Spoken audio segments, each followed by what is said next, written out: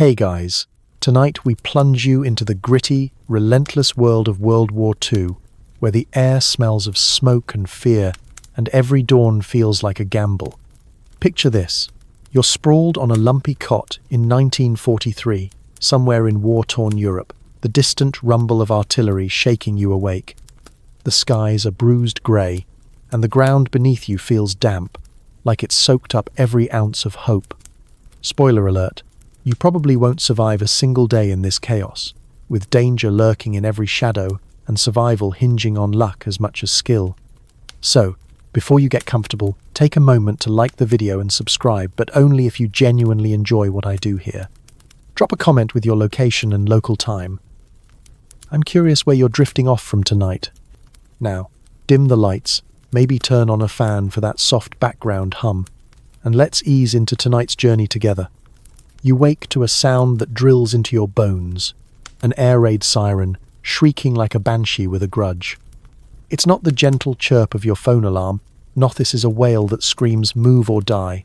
You stumble out of bed, heart pounding, fumbling for boots that feel 2 sizes too big. The room is a cramped attic in some bombed-out town, the wallpaper peeling like old skin, and the air tastes faintly of dust and cordite. Outside, the world is a blur of shouting neighbours and flickering searchlights stabbing the dawn sky. You're not a soldier. Not yet. Maybe you're a civilian caught in the crossfire, or a fresh recruit who hasn't seen combat. Either way, the war doesn't care who you are. It's 1943, and the Second World War is a meat grinder, chewing up lives across continents. Fact is, by this point, millions have already perished, soldiers and civilians alike, since the conflict erupted in 1939 when Germany invaded Poland, setting the globe ablaze. You grab a threadbare coat and dash downstairs, where a radio crackles with a stern voice urging calm. Calm? That's a good one. Your stomach's already growling, and the day hasn't even started. You glance at a cracked mirror, catching your reflection pale, wide-eyed, and woefully unprepared. A quirky tidbit. Some folks back then swore by carrying lucky charms, like rabbit's feet or bent coins, convinced they'd ward off bombs or bullets. Spoiler, they didn't. But you might clutch one anyway, just for comfort. You step outside, where the street is a mess of rubble and frantic faces. A neighbour, Mrs. Ellis, shoves a gas mask into your hands, muttering about fifth columnists sneaking poison into the air. Historians still argue whether these gas mask drills were overblown paranoia or a justified precaution, given the threat of chemical warfare from World War I's lingering shadow. The cold bites your cheeks as you weave through the crowd, dodging a kid who's chasing a stray dog, probably the only one in town not yet eaten. If you're being real, you're headed to a checkpoint where soldiers in drab uniforms bark orders. Your papers, a crumpled mess of ink and stamps, better be in order, or you're in for a long day in a holding cell. The war's turned bureaucracy into a high-stakes game, and losing means suspicion of being a spy. You pass a poster plastered to a lamppost, shouting, "Loose lips sink ships," in bold red letters. It's a reminder to keep your mouth shut, but good luck with that when everyone's whispering rumours about invasions or secret weapons. You're already wondering how you'll get through this day. Food's scarce, sleep's a luxury, and the sky could rain fire at any moment. Your first task is to report somewhere, maybe a factory, a volunteer post, or, if you're unlucky, a recruitment office where they'll size you up for cannon fodder. The streets are alive with noise, the clatter of boots, the drone of planes overhead, and the occasional, heart-stopping boom of something exploding far off. You pass a group of women knitting socks for soldiers, their fingers moving like they're racing the war itself. One cracks a joke about your coat, looking like it fought its own battle, and you force a laugh, but your mind's on survival. You're not built for this. No Wi-Fi, no takeout, just you, and a world that's forgotten how to be gentle. As you trudge on, the siren fades, but the tension doesn't. Every step feels like a test, and the day's only just begun. You're still shaking off the siren's wail, your boots crunching over gravel as you head toward the local ration office, stomach growling louder than a Messerschmitt overhead. It's breakfast time, or what passes for it in 1943. And you're about to discover why wartime meals make your modern fridge look like a five-star buffet. The air smells faintly of coal smoke and despair, and the queue outside the ration office stretches around the block, a grim parade of tired faces clutching cloth bags and tattered ration books.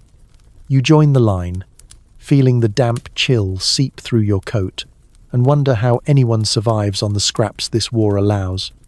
The rationing system is no joke. Britain's been at it since 1940, when the Ministry of Food started doling out coupons to control scarce resources like sugar, meat, and butter. You've got your ration book, a flimsy thing with stamps that dictate your life more than any app ever could. Today's haul? Maybe a sliver of bacon, a couple of ounces of tea, and some bread that's more sawdust than flour. You shuffle forward, overhearing a woman complain about ersatz, coffee, basically acorns, roasted to mimic the real thing. Quirky tidbit. Some folks got so desperate they boiled dandelion roots for a caffeine hit, swearing it wasn't half bad. You're skeptical, but your empty stomach might just take the bait. The line moves slower than a tank in mud, and you're stuck behind a guy who smells like he bathed in cabbage. He's muttering about how his cousin swore you could stretch butter by mixing it with cornstarch.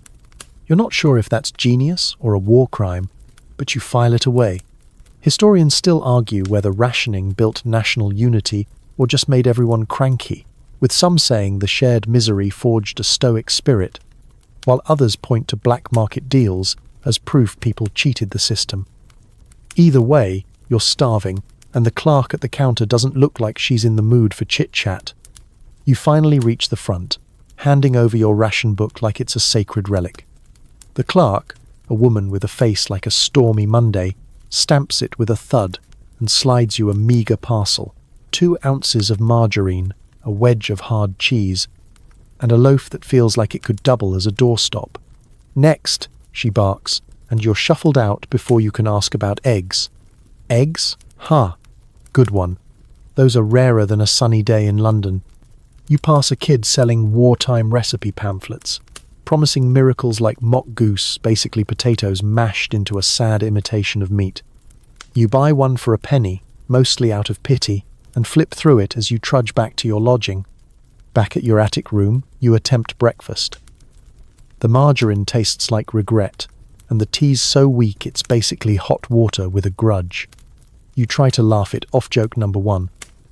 This meal makes your old diet fads look like a Michelin-starred feast. But hunger's no comedian, and you're already dreaming of the takeout you'll never have. You glance at the pamphlet, which suggests victory pie, a mix of carrots and oats that sounds like punishment. You're tempted to toss it, but resources are tight, so you tuck it away, remembering Mrs. Ellis's gas mask from earlier.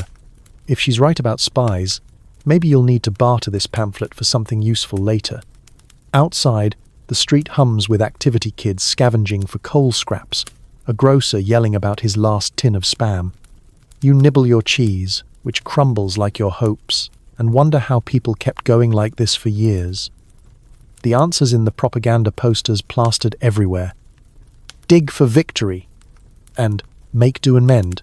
They're pushy, sure, but they remind you that everyone's in the same boat, scraping by on grit and not much else. You finish your meal and wipe your hands on your coat, already dreading the next task of the day.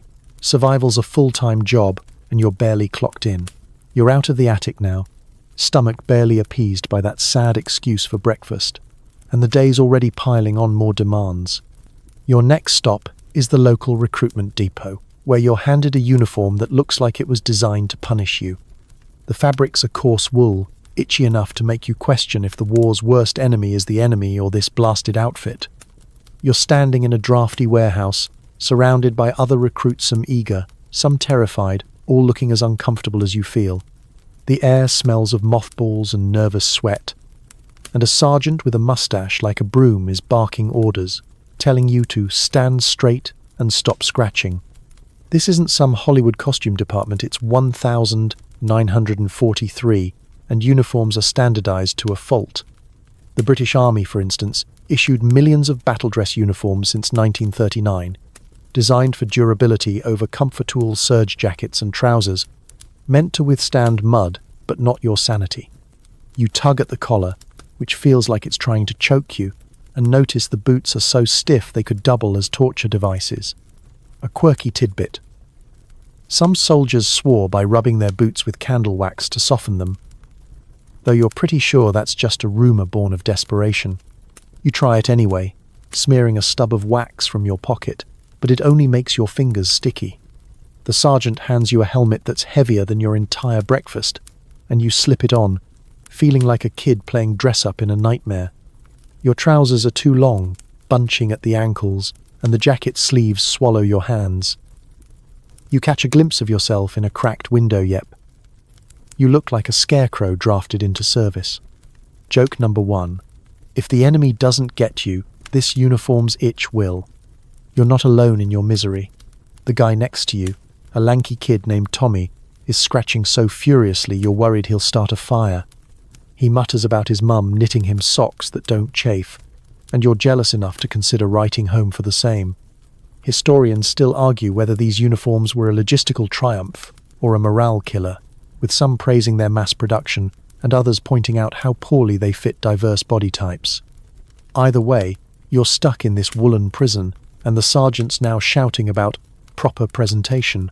You try to stand taller, but the weight of the gear belt, webbing, and a rifle you barely know how to hold makes you feel like you're carrying a small car.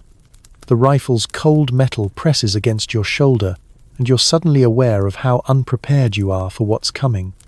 You've seen the posters. Your courage, your cheerfulness, your resolution will bring us victory. Cheerfulness? That's a tall order when your socks are already plotting a rebellion against your feet. You're herded into a line for inspection, and the sergeant's eyes narrow as he spots your crooked helmet.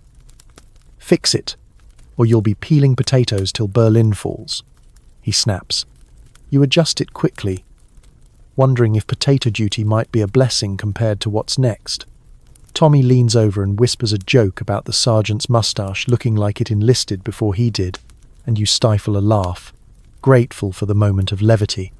But the mood shifts as you're handed a gas mask, its rubbery smell reminding you of Mrs. Ellis's warnings back in the attic. You sling it over your shoulder, adding to the weight, and trudge toward the next station, where a clerk is issuing identity discs dog tags, they call them, though the name feels grimly fitting. As you shuffle along, you pass a group of women in crisp auxiliary territorial service uniforms, their laughter a stark contrast to the men's grumbling. One tosses you a cheeky wink, saying, "Don't let the wool win, love." Joke number 3. You're starting to think the real war is between you and this uniform. You're not sure how you'll survive a day, let alone the weeks of training ahead, but there's no turning back now. The depot's doors loom, and beyond them, the world waits to test you further. You're out of the depot now, your new uniform chafing like it's got a personal vendetta, and you're marched onto a muddy field where the real fun begins, military training. The air's damp, carrying a whiff of wet grass odor misery. You think, as your boots sink into the muck. A drill sergeant, built like a brick wall with a voice to match, is shouting orders that sound like they were designed to break you.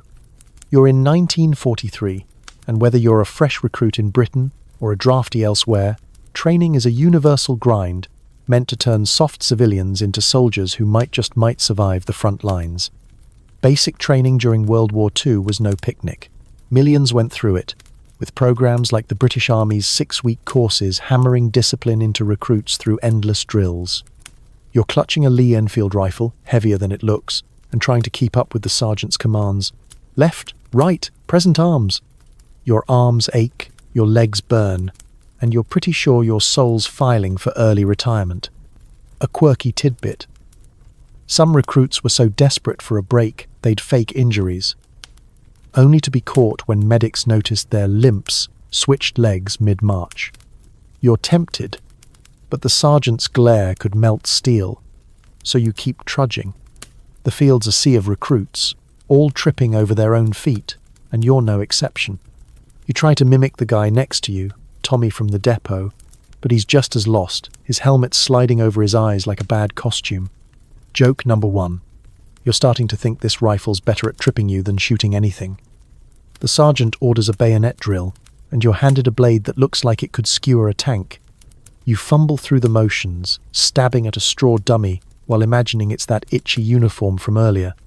Historians still argue whether these intense drills built real combat skills or just exhausted recruits, with some saying the repetition saved lives, while others claim it dulled instincts under pressure. You're sweating despite the cold, and the sergeant's now got you running laps around the field, shouting about building character. Character? You're just trying not to collapse. The guy behind you trips, sending a clod of mud onto your back, and you mutter a curse before remembering the sergeant's within earshot. You glance at Tommy, who's panting but manages a grin, whispering a joke about the sergeant's whistle sounding like a dying seagull. You choke back a laugh, but it's a fleeting relief. The training's relentless marching, crawling under barbed wire, and practicing formations that feel like a cruel square dance. Your boots, still stiff despite that candle wax trick, are now caked in mud, and you're wondering how anyone survives this, let alone actual combat. Next comes a gas mask drill, and you're back to wrestling with that rubbery contraption from the depot. The sergeant tosses a smoke canister, and you're ordered to mask up in seconds. You fumble, the straps tangling like they've got a mind of their own, and the acrid smoke stings your eyes. You finally get it on, breathing like a scuba diver with a grudge, and realize you'd rather face Mrs. Ellis's spy paranoia than this. The day drags on with more marching, your legs screaming for mercy, and a brief pause for lunch, a tin of bully beef that tastes like salted regret. Joke number 3. You're convinced the army's secret weapon is making food so bad, the enemy surrenders out of pity. As the sun dips, casting long shadows over the field, you're ordered to clean your rifle, a task that feels like solving a puzzle while half asleep. Tommy's next to you, muttering about his mum's cooking, and you're hit with a pang of homesickness, remembering that sad breakfast from earlier. The sergeant barks one last order to fall in, and you stumble into line, your body aching but somehow still moving. Training's supposed to make you ready, but all you feel is ready for a nap. The war's waiting, and you're not sure you'll ever be prepared. You're staggering off the training field, muscles screaming from the endless drills, when you're ordered to a new kind of hell, a trench. The sergeant's voice fades as you approach a network of muddy ditches, the ground sucking at your boots like it's hungry.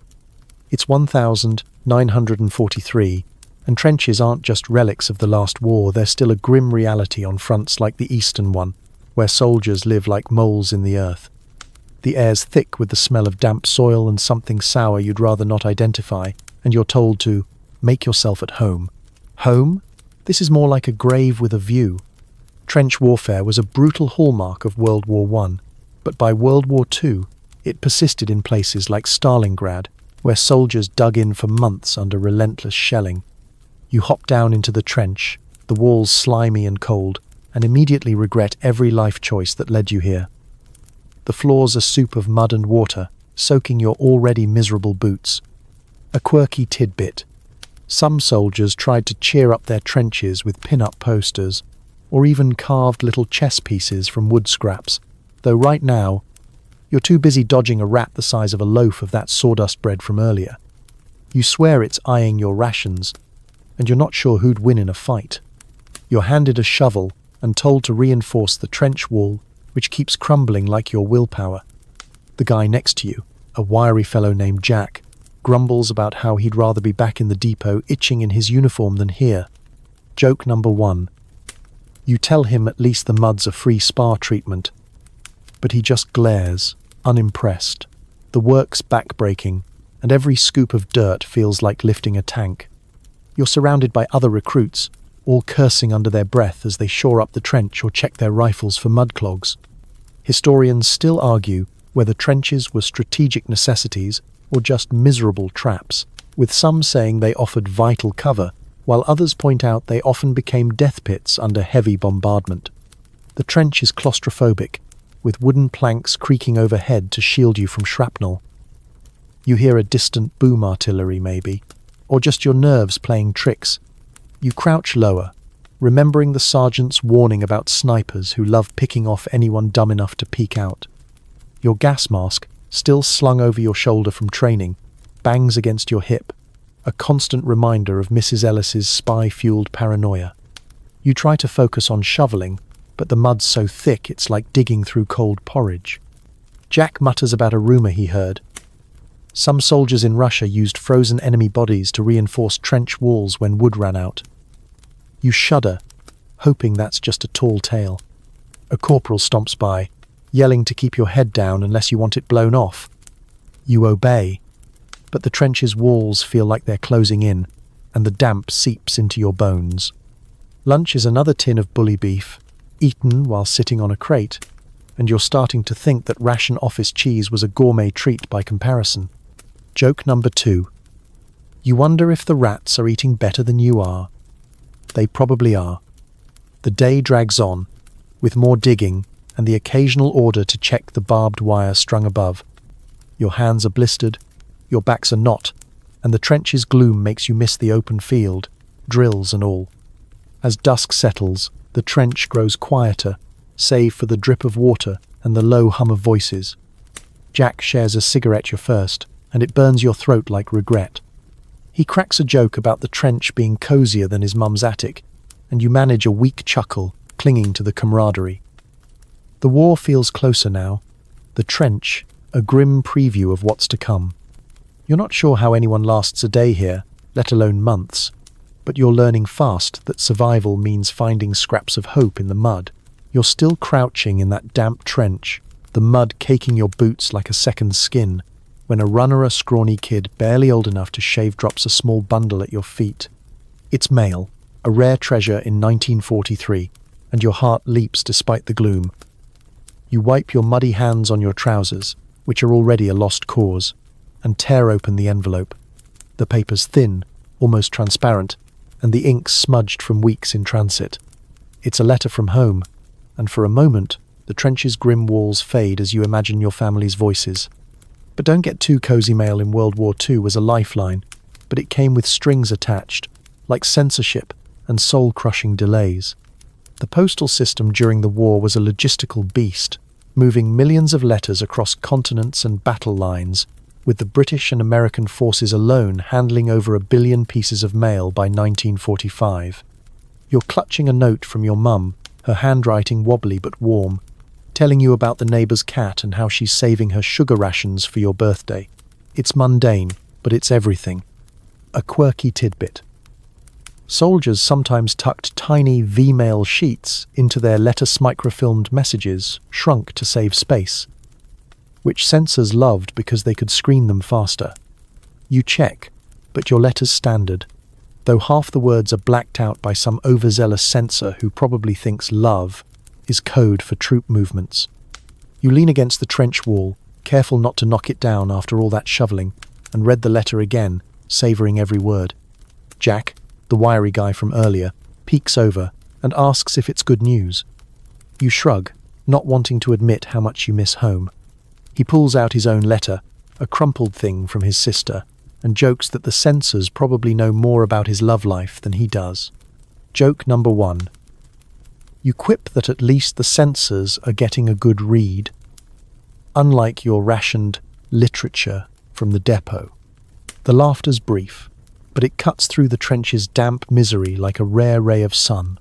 Historians still argue whether these letters boosted morale or just deepened homesickness, with some saying they kept soldiers grounded, while others point to the pain of censored or undelivered mail.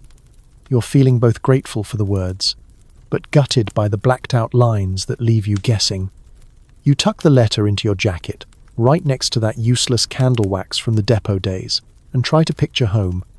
But the trench snaps you back. A distant rumble shakes the earth, and you're reminded that letters might be your only connection to a world that's slipping away. The corporal from earlier stomps by, tossing you a pencil stub and a scrap of paper. "Write back, but keep it short," he grumbles.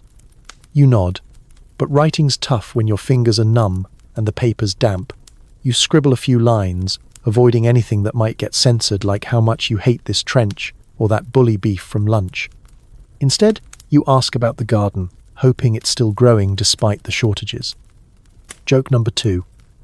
You tell Jack you're writing to ask for a recipe to make mud taste better than rations.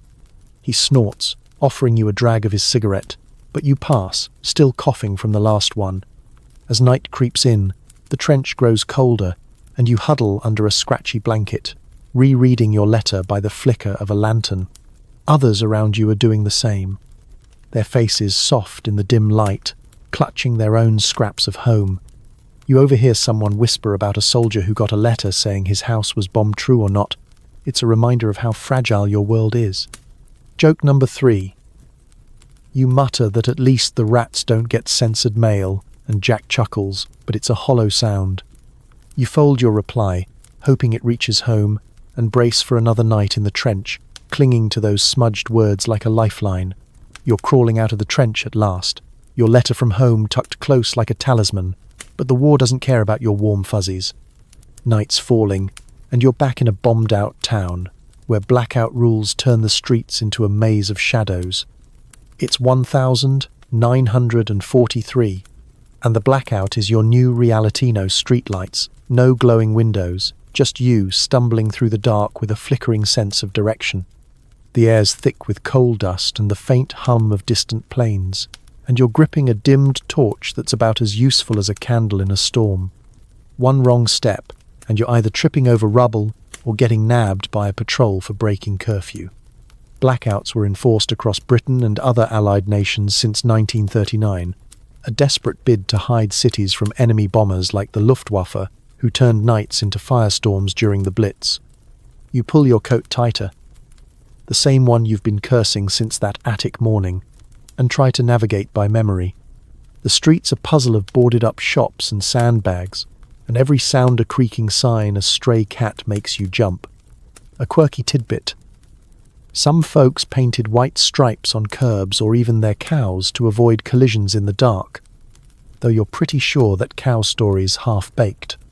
Still, you'd kill for a painted stripe right now as you stub your toe on a cobblestone. You're headed to a designated shelter, but the darkness is disorienting, like walking through ink. A woman's voice hisses from an alley. "Put that torch out, you'll bring the Jerrys down on us." You fumble to cover it, muttering an apology, but she's already gone. Joke number 1. You whisper to yourself that at least the blackout hides your uniform's mud stains. The fear's real, though stories of bombs leveling entire streets keep you moving fast. Historians still argue whether blackouts saved lives or just made people miserable, with some crediting them for foiling air raids, while others say the accidents and crime they caused were almost as bad. You pass a group of kids, barely visible, giggling as they play some forbidden game in the dark. One bumps into you, and you nearly drop your torch, remembering Mrs. Ellis's gas mask paranoia from that first chaotic morning. You're starting to think she wasn't entirely wrong. Every shadow feels like a spy. A whistle pierces the air, and you freeze, heart pounding, until you realize it's just an air raid warden checking for light leaks. "Move along," he barks, and you hurry on, the weight of your rifle and gas mask dragging at your shoulders. The town's quiet, but it's a tense kind of quiet, like the world's holding its breath. You spot a faint glow pub, defying the blackout with a sliver of light under its door. You're tempted to slip inside for a pint, but the warden's still lurking, and you're not keen on a fine. Joke number 2. You bet the pub's serving better than that dandelion coffee from the ration office. Instead, you keep moving, guided by the occasional clink of a neighbour's blackout curtains being adjusted. Your destination's a public shelter, but the thought of cramming into another tight space after the trench makes your skin crawl. You pass a poster, barely readable in the dark. "Keep calm and carry on." It feels like a cruel joke when your stomach's empty and your boots are still soggy from the trench's mud. Finally, you reach the shelter's entrance, a concrete slab, half hidden by sandbags. A muffled voice calls out a password-some nonsense phrase like Churchill's cigar, and you repeat it, feeling ridiculous. Joke number 3. You mutter that the real password should be "survive this night." The door creaks open, and you step into a dimly lit stairwell, the air already stale with too many bodies. The blackouts left you rattled, but the shelter's no picnic either. You clutch your mum's letter, its smudged words a faint anchor, and brace for what's next, knowing the dark outside is only half the battle. You're descending into the bomb shelter, the heavy door clanging shut behind you, sealing out the blackout's eerie darkness. The air's thick with the smell of damp concrete, sweat, and a faint whiff of someone's boiled cabbage dinner. It's 1943, and you're crammed into a public shelter somewhere in a war-torn town, shoulder to shoulder with strangers who look as frazzled as you feel. The space is claustrophobic, with low ceilings and flickering lanterns casting shadows that dance like ghosts. You're still clutching your mum's letter, its edges worn from your fidgeting, and your muddy boots fresh from that trench slog leave smears on the floor. This is no cozy hideout. It's a bunker built to keep you alive, but it feels like a tomb. Air raid shelters were a grim necessity during World War II, with millions across Britain and Europe seeking refuge in them during the Blitz, and beyond London alone had over 200 shelter spaces by 1941. You shuffle forward, trying not to bump into the woman next to you who's clutching a wailing baby. The shelter's packed old men muttering, kids playing cards on a crate, and a teenager strumming a guitar like he's auditioning for morale officer. A quirky tidbit.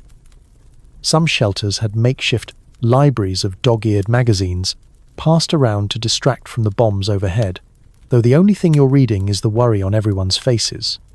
You spot a tattered copy of Picture Post, but it's too dim to make out the words. You find a spot on a hard bench, your rifle propped awkwardly against your knee. The ceiling shakes with a distant thud, probably a bomb, or maybe just a truck, but your heart still lurches. Joke number 1. You mutter that at least the shelter's cozier than that trench, though the damp walls beg to differ. The woman with the baby shoots you a look, and you shut up, realizing humor's a tough sell here.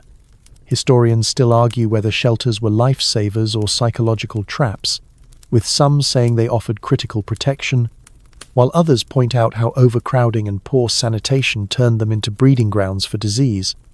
The air's getting stuffier, and you're regretting that bully beef from the trenches staging a revolt in your stomach.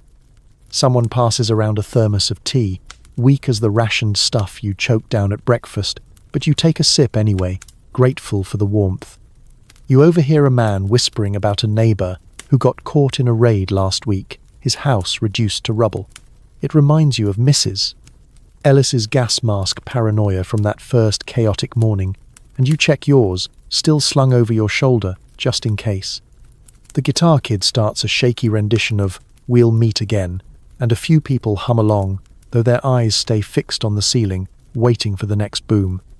You pull out your mum's letter again, tracing the censored lines, and try to picture home anywhere but here. A guy next to you, sporting a bandage from who knows what, offers a cigarette and a grim joke about how the shelter's better than his mother in Law's cooking. Joke number 2. You quip that even the rats from the trench would agree. He chuckles, and for a moment the tension eases.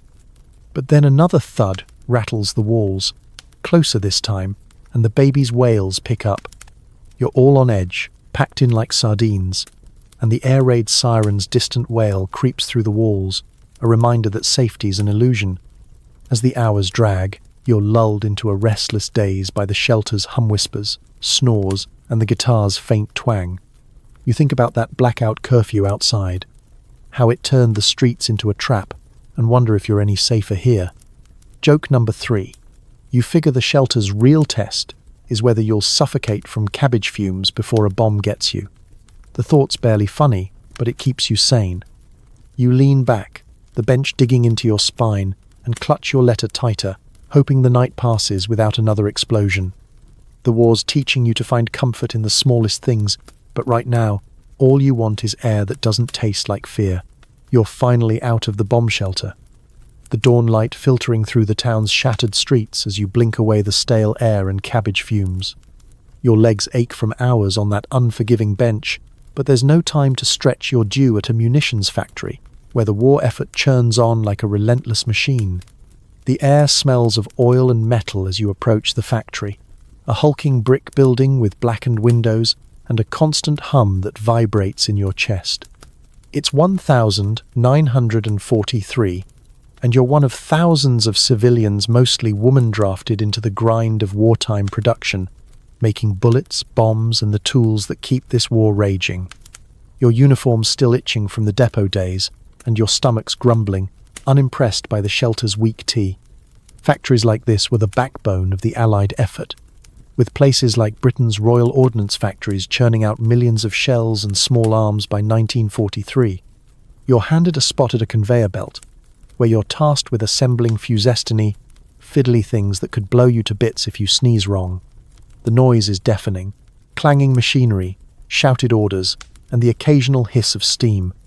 A quirky tidbit: some workers painted their fingernails with luminescent polish to see better in dim factories, a trick you're wishing you'd known as you squint at the metal in your hands. Your supervisor, a no-nonsense woman named Dot, barks at you to keep up, her apron as grimy as your boots from that trench slog. You're surrounded by women, their hands moving like clockwork, faces set in grim focus. One, a young gal named Betty, catches your eye and winks, joking that the factory's coffee is worse than the dandelion brew from the ration office. Joke number one, you mutter back that it probably doubles as engine grease. She laughs, but the sound's swallowed by a machine's screech. Your fingers fumble with the fuses, and you're painfully aware of the danger accidents here aren't just spilled coffee. They're explosions that leave craters. Historians still argue whether the breakneck pace of wartime production saved the Allies or cost too many lives, with some praising the output, while others point to factory disasters that killed dozens. The air's thick with dust, and your throat's dry, but there's no break yet. You think back to that letter from home, tucked in your jacket, and wonder if your mum knows how many hours you're pulling. Dot passes by, tossing you a rag to wipe your hands, and you notice her fingers are stained yellow from handling explosives. She catches you staring and snaps, "Keep your eyes on the fuses, not my manicure." Joke number two, you mumble that her nails could outshine the blackout curfew. She smirks, but it's fleeting. There's no time for banter when quotas loom. You're starting to feel like that gas mask from Mrs. Ellis's attic days, always dangling, always in the way, but you don't dare leave it behind. Hours blur, your hands cramping as you twist another fuse. The woman next to you hums a tune, something about bluebirds over Doverand.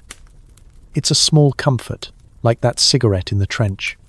You're exhausted, but the factory's rhythm is relentless, a reminder that the war doesn't pause for sore muscles.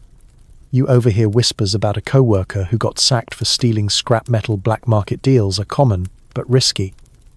Joke number three, you quip to Betty that you'd steal a decent lunch if you could find one. She snorts, but her eyes stay on her work, and you realize everyone's just trying to survive this shift, this day, this war. As the whistle blows for a brief lunch break, you slump onto a crate, nibbling a sandwich that's mostly bread and hope. The factory's din never stops, and you're already dreading the next shift. You think of the shelter's claustrophobia, the trench's mud, and wonder how much more you can take. But the women around you keep going, their chatter a quiet rebellion against the grind. You're learning that survival isn't just dodging bomb sits, enduring the endless, noisy monotony of a world at war. You're trudging out of the munitions factory, your hands still tingling from the fuse assembly and Dot's sharp-eyed supervision. The air outside feels fresher, though it's tinged with the acrid tang of coal smoke, and you're back in the battered streets of 1943. The war's voice is everywhere now, not just in bombs or sirens, but in the posters plastering every wall, shouting slogans that drill into your skull. "Careless talk costs lives," screams one, with a cartoon spy lurking like a bad comic villain. "Dig for victory," demands another, urging you to grow carrots in a backyard you don't have. You're drowning in propaganda, and it's as relentless as the factory's hum, shaping your every thought whether you like it or not. Propaganda was a wartime juggernaut, with governments like Britain's Ministry of Information churning out millions of posters, films and radio broadcasts to keep morale high and mouths shut. You pass a newsstand, its papers screaming headlines about Allied advances, though the fine print hints at losses nobody talks about. Your head swimming with slogans from the factory. Had a favourite: work hard, win the war, pinned above her station, and you're starting to feel like a walking billboard. A quirky tidbit. Some propaganda campaigns got weird, like the British Potato Pete character, a spud with a face who sang songs to make you eat more tubers. You're half expecting to see him tap dancing on a rubble pile, but all you get is a kid handing out leaflets about saving fuel. You tuck the leaflet into your pocket, next to that worn letter from home, and dodge a bicycle courier who's weaving through the crowd like he's dodging bullets. Joke number 1. You mutter that he's probably rushing to deliver more Potato Pete fan mail. The streets buzzing with people, all moving with that wartime hustle heads down, ration books clutched, eyes scanning for wardens or worse. You spot a radio shop, its speaker crackling with a broadcast about keeping your chin up, and you roll your eyes. Easy for the announcer to say, safe in his studio, while you're still picking factory dust out of your hair. Historians still argue whether propaganda unified people or just annoyed them, with some saying it rallied spirits, while others point to how it bred cynicism when promises of victory dragged on. A woman brushes past, muttering about a neighbour fined for gossiping about troop movements. It reminds you of Mrs. Ellis's spy paranoia from that attic morning, and you glance over your shoulder, half expecting a shifty figure trailing you. The propaganda's working your paranoid too, second-guessing every word you might say. You pass a cinema, its marquee advertising a newsreel about our brave boys, and you're tempted to duck in, if only to sit down. But your pocket's light, and the factory shifts left you too tired to care about staged heroics. Our brave boys, my foot, you grumble, thinking of the trench's mud and the shelter's stale air. Joke number 2. You bet the newsreel skips the part about bully beef. You're headed to a canteen for a quick meal, the slogans still echoing in your head. Make do and mend. One poster nags, and you glance at your frayed coat, wondering if you're supposed to sew it with hope and good intentions. The canteen's crowded, and you squeeze in next to a guy reading a pamphlet about V for victory. He catches you staring and offers a tired grin, joking that he's saving it for kindling. Joke number 3. You quip that it'd burn better than the factory's coffee. The meal's a thin soup and a slice of that sawdust bread from the ration office, but you're too hungry to care. The propaganda's everywhere, even hair posters on the walls, a radio blaring Churchill's voice. It's exhausting, but you're starting to see why it's needed. Without these loud promises, we will win. The weight of the war might crush you all. You slurp your soup, wishing for a moment's quiet, but the war's voice never shuts up. You're leaving the canteen, the taste of watery soup lingering like a bad memory, and the propaganda poster's relentless cheer still buzzing in your head. The streets of 1943 are no kinder now, with shortages turning every errand into a scavenger hunt. You're tasked with finding basic supplies: soap, a razor, maybe a candle to replace that useless wax stub from the depot days, but the shops are as barren as your hopes. The air's heavy with the smell of damp pavement and distant smoke, and you're weaving through crowds of tired faces, all clutching ration books like they're tickets to survival. Your own book, tucked next to your mum's letter, feels like a cruel tease when shelves are empty. Shortages defined World War II's home front, with Britain and other nations rationing everything from soap to shoelaces by 1943 to prioritise the war effort. Over 60% of consumer goods were restricted or repurposed for military use. You duck into a grocer's, its shelves lined with more dust than products, and ask for soap. The shopkeeper, a grizzled man with a limp, shakes his head and offers a bar of wartime special, basically lie and regret. A quirky tidbit. Some folks resorted to boiling ashes from their fireplaces to make homemade soap, a trick you're not desperate enough to try yet. You take the bar, grimacing, and hand over a precious coupon. The queue outside is long, and you overhear a woman bartering a pair of stockings for a tin of sardines. You're tempted to join the black market game, but the risk of getting caught and the memory of Mrs. Ellis's spy paranoia keeps you in line. Joke number 1. You mutter that the real crime is calling that soap a bargain. The woman behind you snickers, but her eyes are scanning the street, probably for a better deal. Historians still argue whether the black market undermined morale or kept people sane, with some saying it was a lifeline for desperate families, while others point to how it deepened inequality when only the wealthy could afford to cheat. You move on to a hardware shop, hoping for a candle or matches. The clerk offers a half-melted stub, saying it's better than blackout blindness. And you fork over another coupon, thinking of those dark streets from the curfew night. Your pockets are lighter, but your bag's barely heavier. A few ounces of soap and a candle won't get you far. You pass a kid selling salvage nails, probably pried from bombed-out buildings, and you're struck by how everyone's scraping by. The trenches mud, the factories grind, the shelters stale air. They've all taught you that survival's a hustle, and you're not winning yet. A street vendor hawks miracle toothpaste, claiming it's better than the chalky stuff rationed out. You're skeptical, remembering that dandelion coffee disaster, but you trade a penny for a tiny tube, hoping it's not just flavored sand. Joke number 2. You quip to the vendor that if it's as good as wartime bread, you'll eat your boots. He laughs, but it's a tired sound, and you realize he's probably bartering to feed his own kids. The war's turned everyone into a trader, a schemer, or both, and you're learning fast that a razor's worth more than gold when you're stuck with stubble and no way to shave. As you head back to your lodging, the weight of your meager haul drags at your arm. You pass a poster and other propaganda gem, waste not, want not, and roll your eyes, thinking of the factory's endless quotas and the shelter's crowded misery. Your feet ache, your uniform's still itching, and you're starting to wonder if you'll ever find enough supplies to feel human again. Joke number 3. You mutter that the only thing in surplus is bad luck. A passing woman overhears and nods, her own bag as light as yours. You're all in this together, scavenging for scraps in a world that's running on empty. And you're not sure how much longer you can keep up the hunt. You're trudging back to your lodging, the measly soap and candle from your scavenging weighing down your bag like a metaphor for your mood. The streets of 1943 are a gauntlet of shortages, and as a civilian caught in this war-torn town, you're learning that survival isn't just about dodging bomb sits, about outsmarting the daily grind of an empty larder and a fraying life.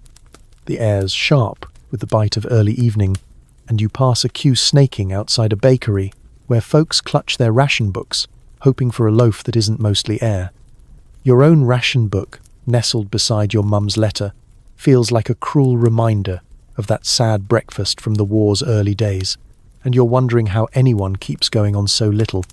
Civilian life during World War II was a masterclass in making do, with Britain's rationing system expanded to clothes and household goods by 1943, forcing people to stretch every resource to breaking point. You're headed to a communal kitchen, a grim setup where neighbours pool their scraps to make something edible. The room's a haze of steam and chatter, smelling of boiled turnips and desperation. A woman named Clara, with a scarf tied tight around her hair, hands you a bowl of watery stew. A quirky tidbit. Some housewives swore by mock recipes, like turning apples into fake pork, though you're staring at your bowl, doubting even Clara's magic could pull that off. You take a spoonful, and it's about as appetizing as that factory coffee.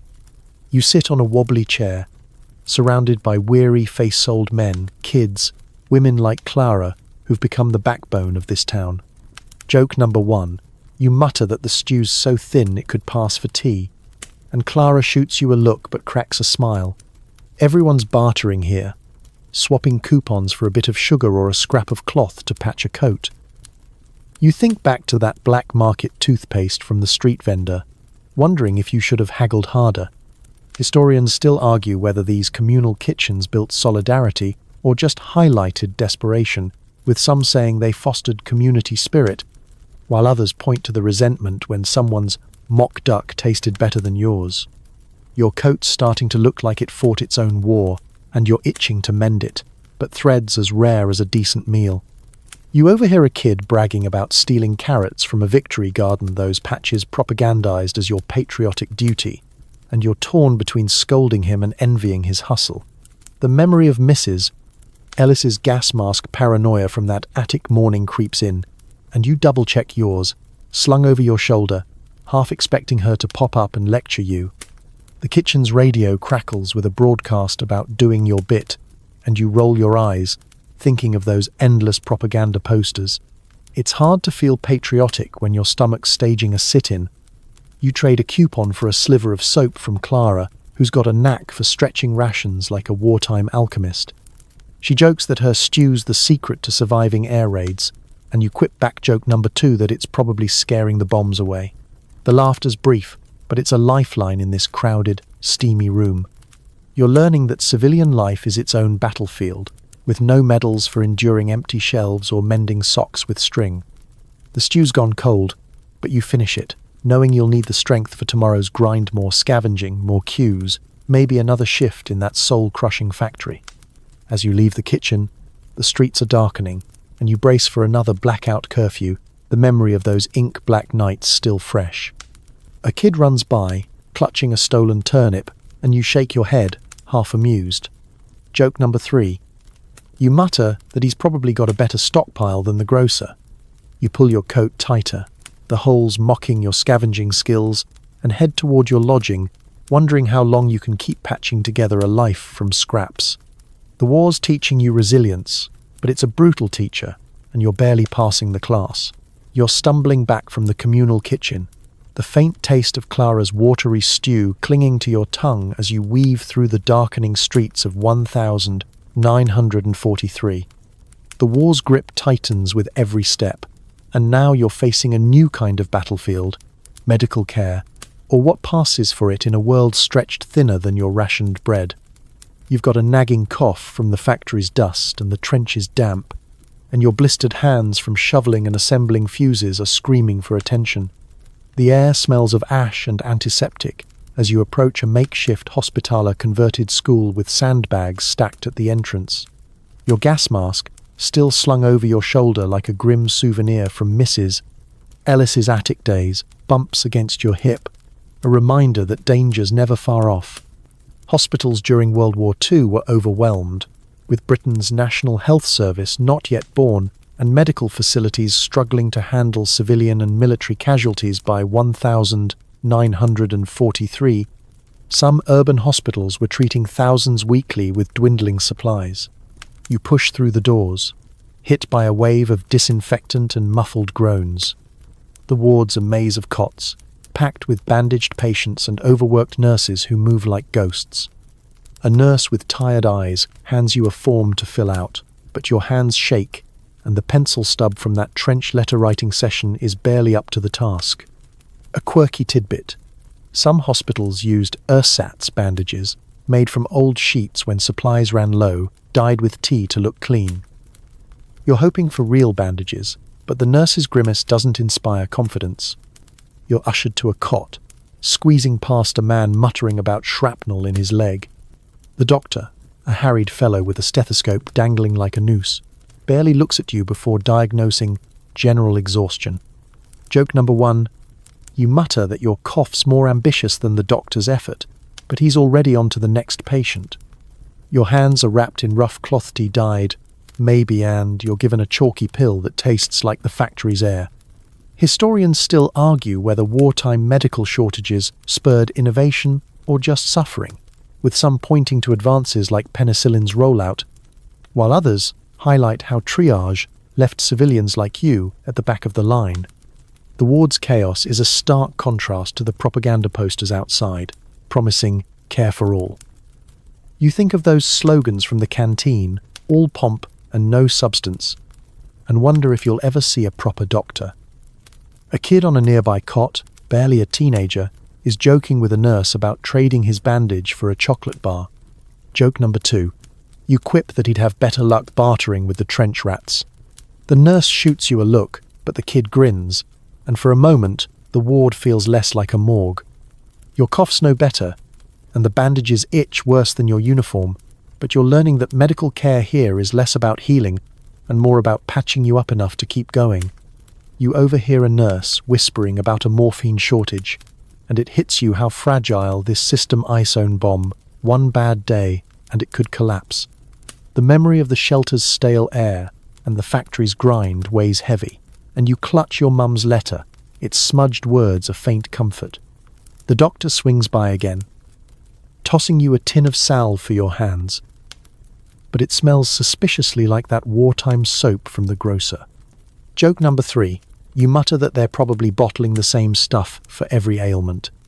He doesn't hear or doesn't care, and you're shuffled out, back into the streets with a cough that's still rattling and hands that feel like they've been through a meat grinder. The hospital's left you rattled, but you're starting to see how civilians endure by cobbling together hope from whatever's left. You're not sure if you're tougher or just too tired to care, but you trudge on, the war's shadow longer than ever. The blackout looms, and you brace for another night of dodging shadows, wondering if you'll ever feel whole again. You're back on the streets, the hospital's antiseptic sting still in your nose, and that chalky pill doing nothing for your cough. The evening chill of 1,943 wraps around you, and the town's hushed, save for the distant drone of planes and the crunch of your boots on rubble. The war's turned everyone into a detective, whispering rumors of spies and sabotage, and you're caught in the paranoia's web. Every glance feels like a test, every stranger a potential threat. Your gas mask, still dangling like a grim heirloom from Mrs. Ellis's attic days, bumps against your side, and you're half convinced it's the only thing keeping you grounded in this world of secrets and suspicion. Espionage was a shadow war during World War II, with agencies like Britain's MI5 rooting out thousands of suspected spies over 20. People were investigated in the UK alone by 1943 for alleged fifth-column activities. You're headed to a local pub, not for a pint, but to deliver a message for Clara from the communal kitchen, who asked you to pass a note to a friend. The note's just a scribble about soup rations, but the way she whispered it makes your skin prickle. The pub's a dim cave, its blackout curtains drawn tight, and the air's thick with cigarette smoke and hushed voices. A quirky tidbit. Some pubs doubled as spy drop points, with coded messages hidden in coasters or chalked on dartboards. You're hoping Clara's note isn't that kind of trouble. You slide onto a stool, scanning the room for Clara's friend, a guy with a red scarf, she said. The barman eyes you, and you order a weak ale to blend in, your coins barely enough after that scavenging trip. Joke number 1. You mutter that the ale's so watered down it could pass for hospital medicine. A woman nearby chuckles, but her eyes dart to the door, and you wonder if she's watching for someone too. Historians still argue whether civilian paranoia about spies helped security or just fueled chaos, with some saying it kept people vigilant, while others point to innocent folks jailed over rumors. You spot the red scarf guy, but his shifty glance makes you hesitate. You think of those propaganda posters, "Careless talk costs lives," and your hand hovers over Clara's note. Is it really about soup, or are you carrying something dangerous? The memory of the factory's grind and the shelter's tension weighs heavy, and you're starting to question everyone, even Clara's stew-serving smile. You pass the note, keeping your voice low, and he nods without a word, slipping it into his coat. Your heart's pounding, and you're regretting every spy novel you ever read. Joke number 2. You whisper to yourself that you're about as sneaky as that kid stealing carrots from the Victory Garden. The pub's chatter is a low hum, but you catch snippets. Someone's cousin saw a coded signal in a shop window, another swears the grocer's a German agent. You sip your ale, trying to look casual, but your cough picks the worst moment to flare up, drawing eyes. You cover it with a laugh, joking to the barman that the smoke's worse than the trench's mud. Joke number 3. He grunts that at least the mud doesn't charge for a pint. The tension's thick, and you're itching to leave, but you linger, watching Red Scarf Guy disappear out the back. Did you just aid the war effort or betray it? You're not cut out for this cloak and dagger nonsense. You step back into the blackout's darkness, the pub's warmth fading fast. The streets feel alive with secrets, and you're clutching your mum's letter, its familiar weight a lifeline against the paranoia. You're no spy, just a civilian trying to survive another day, but the war's got you second-guessing every shadow. The hospital's salve, the kitchen's stew, the factory's dust, they're all part of this grind, and now you're wondering if you'll ever trust a friendly face again. You're descending into the bomb shelter, the heavy door clanging shut behind you, sealing out the blackout's eerie darkness. The air's thick with the smell of damp concrete, sweat, and a faint whiff of someone's boiled cabbage dinner. It's 1943, and you're crammed into a public shelter somewhere in a war-torn town, shoulder to shoulder with strangers who look as frazzled as you feel. The space is claustrophobic, with low ceilings and flickering lanterns casting shadows that dance like ghosts. You're still clutching your mum's letter, its edges worn from your fidgeting, and your muddy boots fresh from that trench slog leave smears on the floor. This is no cozy hideout. It's a bunker built to keep you alive, but it feels like a tomb. Air raid shelters were a grim necessity during World War II, with millions across Britain and Europe seeking refuge in them during the Blitz, and beyond London alone had over 200 shelter spaces by 1941. You shuffle forward, trying not to bump into the woman next to you who's clutching a wailing baby. The shelter's packed old men muttering, kids playing cards on a crate, and a teenager strumming a guitar like he's auditioning for morale officer. A quirky tidbit. Some shelters had makeshift libraries of dog-eared magazines passed around to distract from the bombs overhead, though the only thing you're reading is the worry on everyone's faces. You spot a tattered copy of Picture Post, but it's too dim to make out the words. You find a spot on a hard bench, your rifle propped awkwardly against your knee. The ceiling shakes with a distant thud, probably a bomb, or maybe just a truck, but your heart still lurches. Joke number 1. You mutter that at least the shelter's cozier than that trench, though the damp walls beg to differ. The woman with the baby shoots you a look, and you shut up, realizing humor's a tough sell here. Historians still argue whether shelters were lifesavers or psychological traps, with some saying they offered critical protection, while others point out how overcrowding and poor sanitation turned them into breeding grounds for disease. The air's getting stuffier, and you're regretting that bully beef from the trenches staging a revolt in your stomach. Someone passes around a thermos of tea, weak as the rationed stuff you choked down at breakfast, but you take a sip anyway, grateful for the warmth. You overhear a man whispering about a neighbour who got caught in a raid last week, his house reduced to rubble. It reminds you of Mrs. Ellis's gas mask paranoia from that first chaotic morning, and you check yours, still slung over your shoulder, just in case. The guitar kid starts a shaky rendition of "We'll Meet Again," and a few people hum along, though their eyes stay fixed on the ceiling, waiting for the next boom. You pull out your mum's letter again, tracing the censored lines, and try to picture home anywhere but here. A guy next to you, sporting a bandage from who knows what, offers a cigarette and a grim joke about how the shelter's better than his mother-in-law's cooking. Joke number 2. You quip that even the rats from the trench would agree. He chuckles, and for a moment, the tension eases. But then another thud rattles the walls, closer this time, and the baby's wails pick up. You're all on edge, packed in like sardines, and the air raid siren's distant wail creeps through the walls, a reminder that safety's an illusion. As the hours drag, you're lulled into a restless daze by the shelter's hum whispers, snores, and the guitar's faint twang.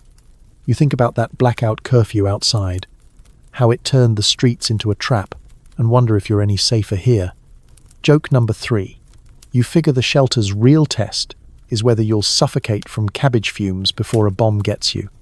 The thought's barely funny, but it keeps you sane. You lean back, the bench digging into your spine, and clutch your letter tighter, hoping the night passes without another explosion. The war's teaching you to find comfort in the smallest things, but right now, all you want is air that doesn't taste like fear.